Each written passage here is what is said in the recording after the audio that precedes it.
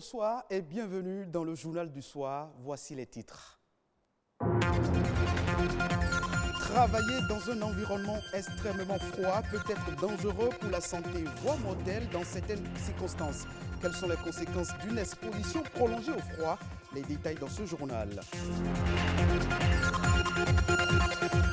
Plusieurs jeunes gens se marient de nos jours sans avoir passé les examens prénuptiaux. Au nom de l'amour, ils préfèrent s'unir sans évaluer les conséquences qu'un tel comportement peut avoir sur leur vie conjugale. Pourquoi passer les examens prénuptiaux? La réponse à découvrir. Lorsque l'enfant apparaît, le cercle de famille applaudit à grands cris. Pour assurer une bonne santé au nouveau-né, de bons gestes sont à observer après l'accouchement. Comment et pourquoi? La précision dans ce journal.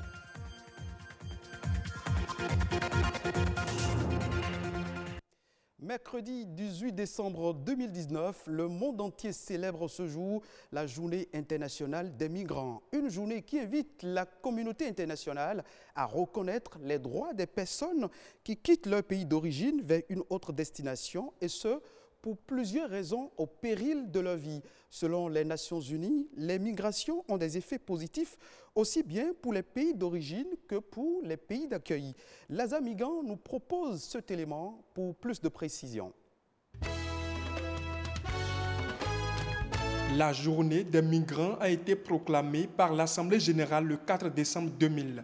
Elle commémore l'adoption de la Convention internationale sur la protection des droits de tous les travailleurs migrants et des membres de leur famille. Cette journée est l'occasion de dissiper les préjugés et de sensibiliser l'opinion à leur contribution dans les domaines économiques, culturels et sociaux. Les migrations sont une réalité incontournable. De nombreuses raisons amènent les personnes à se déplacer, que ce soit pour étudier à l'étranger, rejoindre des membres de la famille, chercher un emploi ou des moyens de subsistance ou assurer un meilleur avenir à leurs enfants. D'autres quittent leur pays pour fuir la criminalité, la violence, les conflits, la persécution, l'insécurité, la discrimination, les catastrophes naturelles et la dégradation de l'environnement. Les données de l'Organisation internationale des migrants montrent qu'à l'échelle mondiale, près de 3400 migrants et réfugiés ont déjà perdu la vie en 2018. La plupart ont trouvé la mort en tentant de gagner l'Europe par la mer.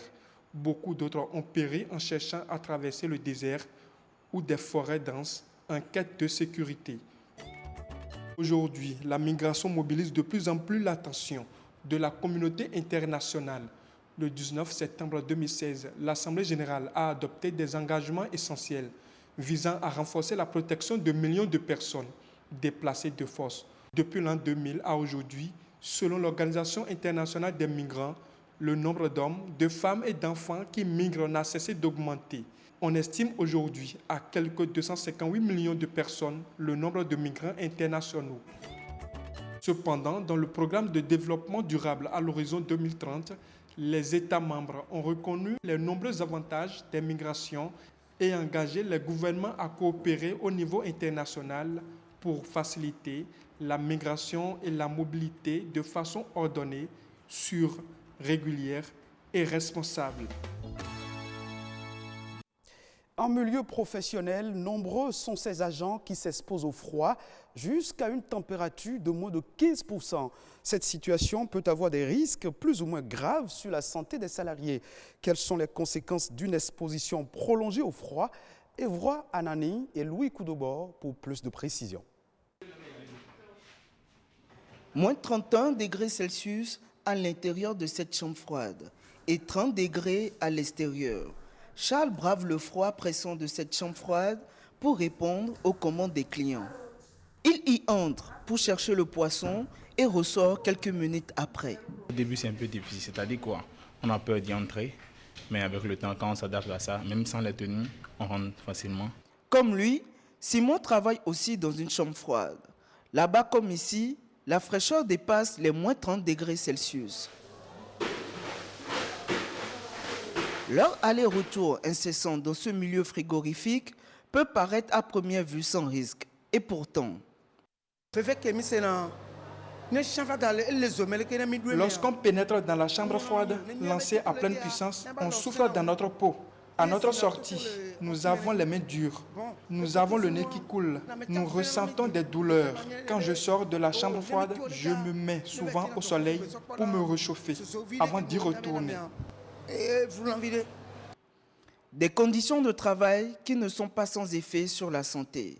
Le travailleur qui travaille de façon permanente, c'est son travail de rester dans un milieu frigorifique, le véritable risque, c'est l'hypothermie. C'est très dangereux pour la personne si la personne dure dedans.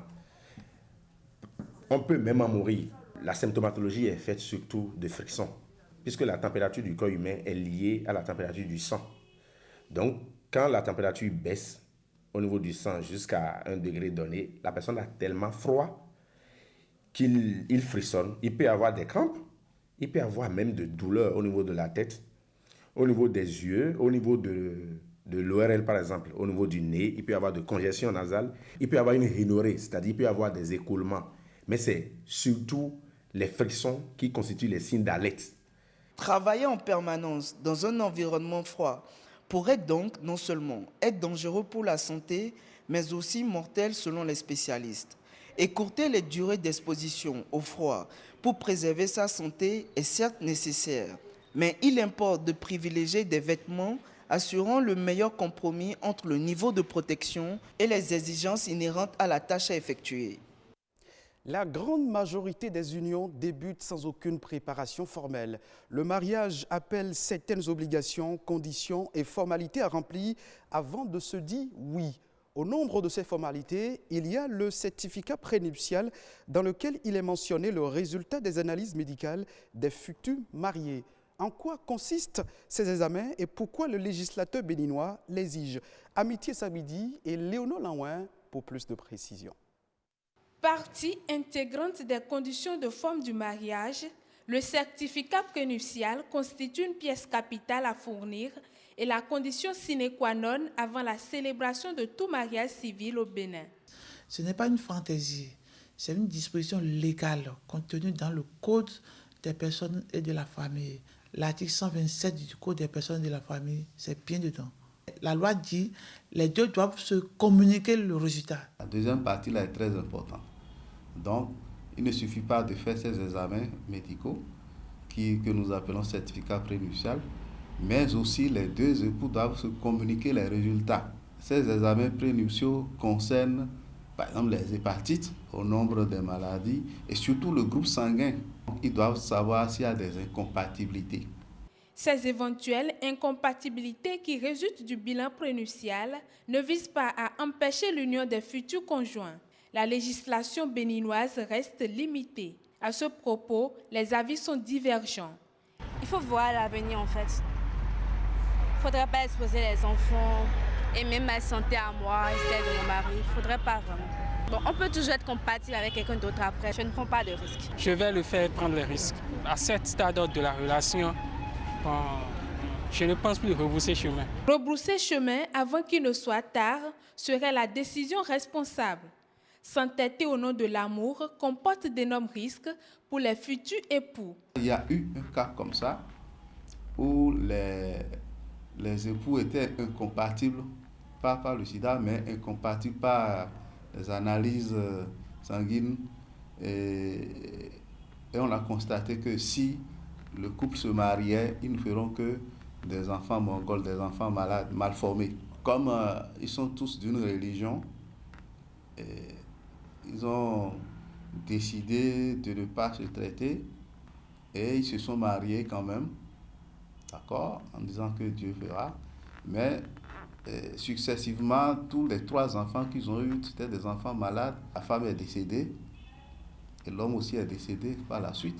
Et s'ils avaient peut-être accepté de se quitter pour refaire un autre lien de mariage avec d'autres, peut-être qu'on n'en arriverait pas là. C'est très important de suivre les indications, je peux dire, du certificat prénuptial. Des examens en amont pour jouir pleinement de son mariage. C'est une bonne démarche pour préserver sa santé, celle de ses progénitures, ses revenus, voire la stabilité de son couple. L'arrivée d'un nouveau-né est un événement particulier dans la vie d'un couple. Pour assurer une bonne santé à la maman et à son bébé, de bons gestes doivent être observés après l'accouchement, tant par la sage-femme que par la mère du nouveau-né. Annick Nonoou, sage-femme d'État, nous en dit davantage. Elle est au micro de Bruno Rotepo et François d'Assise Amansiouan. Dès que le bébé sort, il faudrait qu'on dépose désormais le bébé sur la poitrine de sa maman. Nous parlons de peau à peau. Après cela, il faut faire la mise au sein précoce parce que ça facilite le décollement placentaire. Beaucoup de sages-femmes pensent que dès qu'elles font les 2 premiers gestes, elles peuvent rapidement sectionner le cordon. Or, il faut garder le cordon et voir si ça a cessé de battre.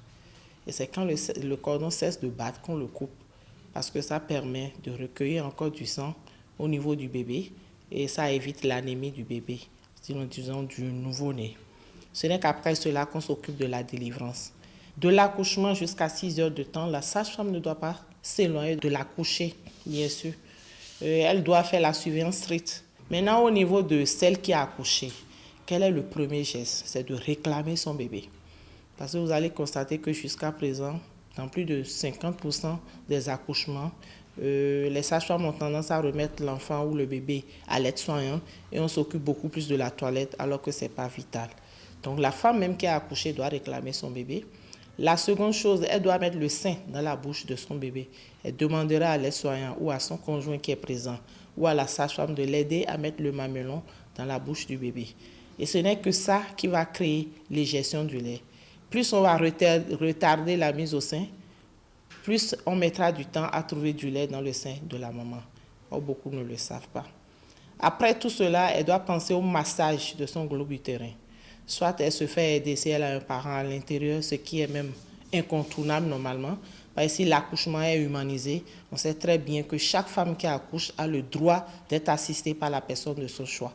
S'il y a quelqu'un à côté, la femme ne va pas s'épuiser. C'est celui qui est à côté qui masse l'utérus pour qu'il soit tonique. Dès lors que l'utérus est tonique, le sang ne pourra plus couler. On ne parlera pas d'hémorragie de la délivrance. Hors de nos frontières, le Gabon a mis en exécution depuis le 5 décembre 2019 un plan d'urgence pour lutter contre l'insalubrité dans plusieurs communes. L'objectif de ce plan est de faire le désherbage, le curage des caniveaux, la réhabilitation de certaines voies affaissées, le remplacement des lampadaires, la mise en place des bacs à ordures protégés et l'éclairage des monuments. Au thème de l'exécution de ce plan d'urgence, le pays annonce un plan d'action global destiné à l'amélioration du cadre de vie dans d'autres villes gabonaises. Au Tchad, les écoles vont bientôt proposer des programmes d'enseignement sur le changement climatique. Les leçons sur le changement climatique seront intégrées dans les écoles. Plutôt que d'en faire une discipline à part entière, il a été décidé que les enseignants de toutes les matières consacrent 5 à 10 minutes de leur temps de cours à informer les élèves sur la menace qui pèse sur le climat. Mais pour l'heure, le calendrier d'implémentation n'a pas été dévoilé. Fin de cette édition du soir sur BB24. Bonne soirée à chacun et à tous.